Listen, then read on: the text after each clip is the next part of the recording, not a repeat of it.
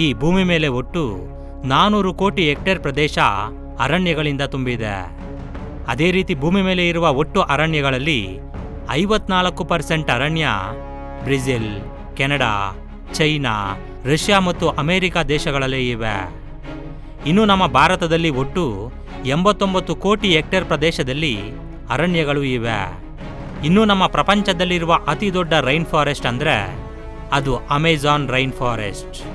ಇದು 140 ಕೋಟಿ ಹೆಕ್ಟೇರ್ ಪ್ರದೇಶದಲ್ಲಿ ಅಂದರೆ 41 ಲಕ್ಷ ಸ್ಕ್ವೇರ್ ಕಿಲೋಮೀಟರ್ ವಿಸ್ತೀರ್ಣದಲ್ಲಿ ಇದೆ.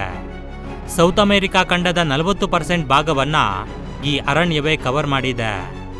ಅದೇ ರೀತಿ ಪ್ರತಿ ವರ್ಷ 90 ರಿಂದ 140 ಕೋಟಿ ಟನ್ನಷ್ಟು ಕಾರ್ಬನ್ ಡೈಆಕ್ಸೈಡ್ ಅನ್ನು ಫಿಲ್ಟರ್ ಮಾಡಿ ಆಕ್ಸಿಜನ್ ಆಗಿ ಬದಲಾಯಿಸುತ್ತೆ.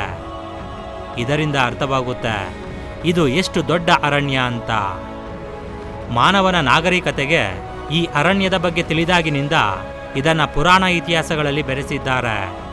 ಪ್ರಾಚೀನ ಗ್ರೀಸ್ನಲ್ಲಿ ಅಮೆಜಾನ್ ಅನ್ನೋ ಪದವನ್ನು ಒಬ್ಬ ವುಮೆನ್ ವಾರಿಯರ್ ಅನ್ನು ವಿವರಿಸಲು ಬಳಸುತ್ತಿದ್ದರು. ಈ ಅರಣ್ಯದ ಬಗ್ಗೆ ತಿಳಿದುಕೊಳ್ಳಲು ಹೋದ ಜನರು ಈ ಅಮೆಜಾನ್ ನದಿ ತೀರದಲ್ಲಿ ಈ ವುಮೆನ್ ವಾರಿಯರ್ ಬಗ್ಗೆ ಕೇಳಿ ಈ ಅರಣ್ಯಕ್ಕೆ ಅಮೆಜಾನ್ ಅಂತ ಹೆಸರಿಡ್ತಾರೆ. ಈ ಅರಣ್ಯವನ್ನು ಅನ್ವೇಷಿಸಲು ಒಳಗೆ ಹೋದವರು ಮತ್ತೆ ಹೊರಗೆ ಬರ್ತಾರೆ ಅನ್ನೋ ಗ್ಯಾರಂಟಿನೇ ಇಲ್ಲ. ಆದ್ದರಿಂದಲೇ ಈ ಅರಣ್ಯವನ್ನು ಪೂರ್ತಿಯಾಗಿ ಪರಿಶೋಧನೆ ಮಾಡಲು ಸಾಧ್ಯವಾಗುತ್ತಿಲ್ಲ. ಎಲ್ಡೊರಾಡೊ ಅನ್ನೋ ಬಂಗಾರದ ನಗರದ ಕಥೆಗಳು ಪುರಾತತ್ವ ವಿಜ್ಞಾನಿಗಳನ್ನು, ಅನ್ವೇಷಣೆಕಾರರನ್ನು ತಮ್ಮ ಕಡೆ ಸೆಳೆಯುತ್ತೆ. ಅದರ ಬಗ್ಗೆ ತಿಳಿದುಕೊಂಡ ನಂತರ ಆ ಅರಣ್ಯದ ರಹಸ್ಯಗಳನ್ನು ಯಾರೂ ನಂಬಲು ಸಾಧ್ಯವಾಗದ ರೀತಿ ಇರುತ್ತೆ. ಈ ವಿಡಿಯೋದಲ್ಲಿ ಇಂತಹ ಅಮೆಜಾನ್ ರಹಸ್ಯಗಳ ಬಗ್ಗೆ ತಿಳಿದುಕೊಳ್ಳೋಣ. ಈ ವಿಡಿಯೋ ತುಂಬ ಇಂಟ್ರೆಸ್ಟಿಂಗ್ ಆಗಿ ಇರುತ್ತೆ. ಆದ್ದರಿಂದ ಕೊನೆವರೆಗೂ ನೋಡಿ. ಇಷ್ಟ ಆದರೆ ಲೈಕ್ ಮಾಡಿ. ಏಲಿಯನ್ಸ್ ಇನ್ ಅಮೆಜಾನ್ ರೈನ್ ಫಾರೆಸ್ಟ್. ಅಮೆಜಾನ್ ಅರಣ್ಯ ತುಂಬ ದೊಡ್ಡದಾಗಿ ಇರೋದ್ರಿಂದ ಇದರಲ್ಲಿ ಯಾವುದು ಬೇಕಾದರೂ ಬಚ್ಚಿಟ್ಟುಕೊಳ್ಳಬಹುದು. ಆದ್ದರಿಂದ ಏಲಿಯನ್ಸ್ಗೆ ಇದು ಸೀಕ್ರೆಟ್ ಪ್ರದೇಶ ಅಂತ ಅಂದುಕೊಂಡಿದ್ದಾರೆ. ಈ ವಿಶಾಲವಾದ ಅರಣ್ಯದ ಮಧ್ಯದಲ್ಲಿ ಮಿನುಗುತ್ತಿರುವ ಕಾಂತಿ ಮತ್ತು ಫ್ಲೈಯಿಂಗ್ ಆಬ್ಜೆಕ್ಟ್ಸ್ ಕಾಣಿಸಿವೆ ಅಂತ ತುಂಬ ಕಥೆಗಳು ಸಹ ಇವೆ.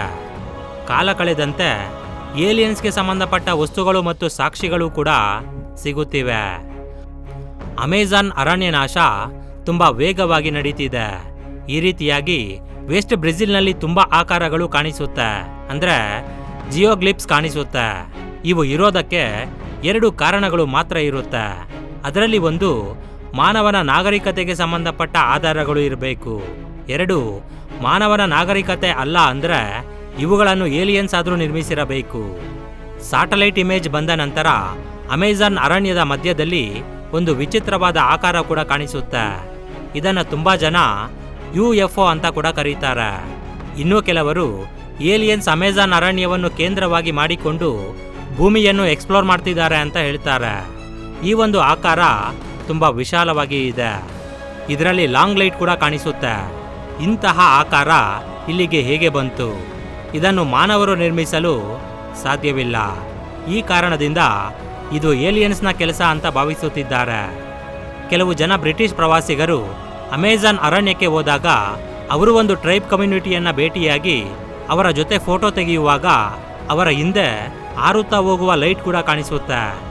ಪ್ಯಾರಾನಾರ್ಮಲ್ ಎಕ್ಸ್ಪರ್ಟ್ ಆದ ಕೊಹಿನ್ ಅಮೆಜಾನ್ ಅರಣ್ಯದಲ್ಲಿ ಇರುವ ಏಲಿಯನ್ಸ್ಗೆ ಇದು ಒಂದು ಸಾಕ್ಷಿ ಅಂತ ನಂಬುತ್ತಿದ್ದಾರೆ. Amazon giant snake Titanoboa. ಇದು ಒಂದು ಭಾರಿ ಗಾತ್ರದ ಹಾವು. ಇದು ಡೈನೋಸರ್ ಅಂತ್ಯವಾದ ಸ್ವಲ್ಪ ಕಾಲದ ನಂತರ ಇದು ಕೂಡ ಅಂತ್ಯವಾಗುತ್ತೆ. ಈ ಹಾವು ಎಷ್ಟು ದೊಡ್ಡದಾಗಿ ಇರುತ್ತೆ ಅಂದರೆ ಇದರ ಉದ್ದ 45 ಅಡಿಗಳಿಂದ ಹಿಡಿದು 60 ಅಡಿಗಳವರೆಗೆ ಇರುತ್ತೆ. ಇದಕ್ಕೆ ಇರುವ ಬಲಿಷ್ಠವಾದ ದಂತಗಳಿಂದ ಎಷ್ಟೇ ದೊಡ್ಡ ಆಮೆಯನ್ನಾದರೂ ಮೊಸಳೆಯನ್ನಾದರೂ ನುಂಗುತ್ತಿತ್ತು. 2011 ಕೊಲಂಬಿಯಾದಲ್ಲಿ ಟೈಟಾನೋಬೋವಾಗೆ ಸಂಬಂಧಪಟ್ಟ ಅಸ್ಥಿಪಂಜರವನ್ನು ಪತ್ತೆ ಹಚ್ಚುತ್ತಾರೆ. ಇದು ಸಿಕ್ಕಿರುವುದು ಇದೇ ಮೊದಲ ಬಾರಿ. ಕೆಲವು ಜನ ಎಕ್ಸ್ಪರ್ಟ್ಸ್ ಈ ಜಾತಿ ಪೂರ್ತಿಯಾಗಿ ನಾಶವಾಗಿಲ್ಲ ಅಂತ ವಾದ ಮಾಡ್ತಾರೆ. ಇವು ಈಗಲೂ ಅಮೆಜಾನ್ ಅರಣ್ಯದಲ್ಲಿ ಇವೆ ಅಂತ ಹೇಳ್ತಿದ್ದಾರೆ. ಅದೇ ರೀತಿ ಅಮೆಜಾನ್ ಅರಣ್ಯದಲ್ಲಿ ವಾಸಿಸುವ ಕಾಡು ಜನರಿಗೆ ಇದರ ಬಗ್ಗೆ ಗೊತ್ತಿದೆ ಅಂತ ಹೇಳ್ತಿದ್ದಾರೆ. ಅಮೆಜಾನ್ ಅರಣ್ಯದಲ್ಲಿ ಸುಮಾರು 400ಕ್ಕಿಂತ ಹೆಚ್ಚು ಬೇರೆ ಬೇರೆ ಟ್ರೈಬ್ಸ್ ಇದ್ದಾರೆ. ಇವರಲ್ಲಿ 50 ಜಾತಿಯ ಕಾಡು ಜನರು ಇದುವರೆಗೂ ಹೊರಗಡೆ ಇರುವ ಪ್ರಪಂಚವನ್ನ ನೋಡಲೇ ಇಲ್ಲ.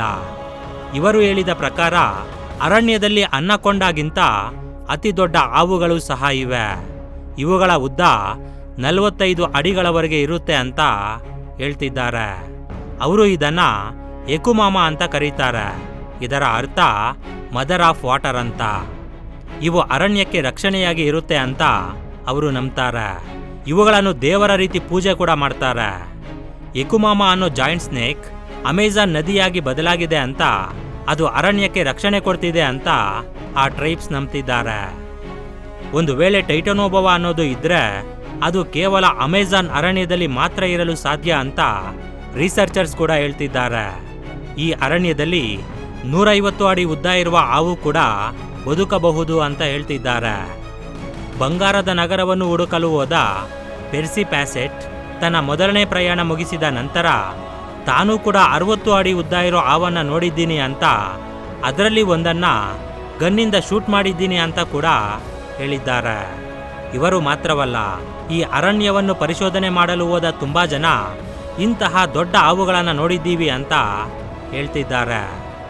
ನಾರ್ತ್ ಐಲ್ಯಾಂಡ್ನಲ್ಲಿ ಇರುವ ಮ್ಯಾಕ್ ವಾರಿಯರ್ ಮತ್ತು ಅವರ ಮಗ ಅಮೆಜಾನ್ ಫಾರೆಸ್ಟ್ನಲ್ಲಿ ಇರುವ ಟ್ರೈಬ್ಸ್ ಬಗ್ಗೆ ತಿಳಿದುಕೊಂಡು ಎಕುಮಾಮವನ್ನ ಹುಡುಕಬೇಕು ಅಂತ ಅಂದುಕೊಳ್ತಾರೆ. ಈ ಅನ್ವೇಷಣೆಯಲ್ಲಿ ಅವರಿಗೂ ಕೂಡ 100 ಅಡಿ ಉದ್ದ ಇರೋ ಹಾವು ಕಾಣಿಸುತ್ತೆ. ಅದು ತುಂಬಾ ಭಯಂಕರವಾಗಿದೆ ಅಂತ ಹೇಳ್ತಾರೆ. ಇವರು ಹೇಳಿದ್ದು ನಂಬಲು ಸಾಧ್ಯವಾಗದಿದ್ದರೂ ಹಿಂದೆ ಇದನ್ನು ನೋಡಿದವರ ಬಗ್ಗೆ ಕೇಳಿ ಇದು ನಿಜಾನೇ ಇರಬೇಕು ಅಂತ ಅನಿಸುತ್ತೆ. ಯುಕ್ರೋನಾ. ಅಮೆಜಾನ್ ಅರಣ್ಯದಲ್ಲಿ ಎಷ್ಟು ರಹಸ್ಯ ಇದೆಯೋ ಅಮೆಜಾನ್ ನದಿಯಲ್ಲೂ ಕೂಡ ಅಷ್ಟೇ ರಹಸ್ಯಗಳು ಅಡಗಿವೆ. ಅಮೆಜಾನ್ ಅರಣ್ಯದಲ್ಲಿ ಇರುವ ಟ್ರೈಬ್ಸ್ ಈ ನದಿಗೆ ಮಿಸ್ಟೀರಿಯಸ್ ಡೈಮೆನ್ಷನ್ ಇದೆ ಅಂತ ನಂಬ್ತಿದ್ದಾರೆ. ಆದರೆ ಇದುವರೆಗೂ ಅದು ಯಾರಿಗೂ ಗೊತ್ತಿಲ್ಲ ಅಂತ ಹೇಳ್ತಿದ್ದಾರೆ. ಅಮೆಜಾನ್ ನದಿಯಲ್ಲಿ ಯುಕ್ರೋನಾ ಅನ್ನೋ ನಗರ ಇದೆಯಂತೆ. ಅಲ್ಲಿ ಇರುವ ಜನರಿಗೆ ಸೂಪರ್ ನ್ಯಾಚುರಲ್ ಪವರ್ಸ್ ಇರುತ್ತಂತೆ. ಆ ಅಂಡರ್ ವಾಟರ್ ಸಿಟಿಯಲ್ಲಿರುವ ಜನರನ್ನ ಯುಕ್ರೋನಾ ಅಂತ ಕರೀತಾರೆ. ಇವರನ್ನ ಅಮೆಜಾನ್ ಅರಣ್ಯದಲ್ಲಿ ಇರುವ ಜನರು ದೇವರ ರೀತಿ ಪೂಜೆ ಮಾಡ್ತಾರೆ. ಇನ್ನೂ ಕೆಲವರು ರಾಕ್ಷಸರು ಅಂತ ನಂಬ್ತಾರೆ. ಇನ್ನು ಇವರು ಮೊಸಳೆ ಮೇಲೆ ಸವಾರಿ ಮಾಡ್ತಾರಂತೆ. ಅವರ ಜೊತೆ ಅನ್ನಕೊಂಡ ಹಾವು ಕೂಡ ಇರುತ್ತೆ ಅಂತ ಹೇಳ್ತಾರೆ. ಇವು ಬೆಳಗ್ಗೆ ಅಂಡರ್ ವಾಟರ್ನಲ್ಲಿ ಇದ್ದು ರಾತ್ರಿ ಸಮಯದಲ್ಲಿ ಮಾತ್ರ ಹೊರಬರುತ್ತಂತೆ. ಅದೇ ರೀತಿ ರೂಪ ಬದಲಾಯಿಸುವ ಶಕ್ತಿ ಕೂಡ ಇವುಗಳಿಗೆ ಇದೆಯಂತೆ. ಅಂದ್ರೆ ಮೀನುಗಳ ರೀತಿ, ಹಾವುಗಳ ರೀತಿ, ಮೊಸಳೆಗಳ ರೀತಿ ರೂಪ ಬದಲಾಯಿಸುವ ಪವರ್ ಕೂಡ ಇದೆಯಂತೆ. ಅದೇ ರೀತಿ ಗಂಡಸರ ರೀತಿ ಬದಲಾಗಿ ಮಹಿಳೆಯರನ್ನು ಆಕರ್ಷಿಸಿ ಅವರ ಜೊತೆ ಸಂಬಂಧ ಕೂಡ ನಡೆಸ್ತಾರಂತೆ. ಅದೇ ರೀತಿ ಅಲ್ಲಿ ಇರುವ ಮೀನುಗಾರರನ್ನ ಸೆಳೆಯಲು ಮಹಿಳೆಯರ ರೂಪದಲ್ಲಿ ಬರ್ತಾರೆ ಅಂತ ಅಲ್ಲಿನ ಟ್ರೈಬ್ಸ್ ನಂಬ್ತಾರೆ. ಇದನ್ನು ನಾವು ನಂಬಲು ಸಾಧ್ಯವಿಲ್ಲದಿದ್ದರೂ ಇಂತಹ ಎಷ್ಟೋ ಕಥೆಗಳು ಅಮೆಜಾನ್ ಅರಣ್ಯದಲ್ಲಿ ಇವೆ. ಇವೆಲ್ಲ ವಿಚಿತ್ರವಾಗಿದ್ರೂ ನಂಬಲು ಸಾಧ್ಯವಾಗದಿದ್ದರೂ ಇಂತಹ ಕಥೆಗಳನ್ನು ಕೇಳಲು ಕುತೂಹಲಕಾರಿಯಾಗಿ ಇರುತ್ತೆ.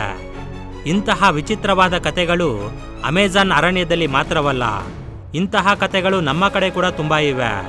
ಕೆಲವರು ಅವುಗಳನ್ನು ನಂಬ್ತಾರೆ ಕೂಡ.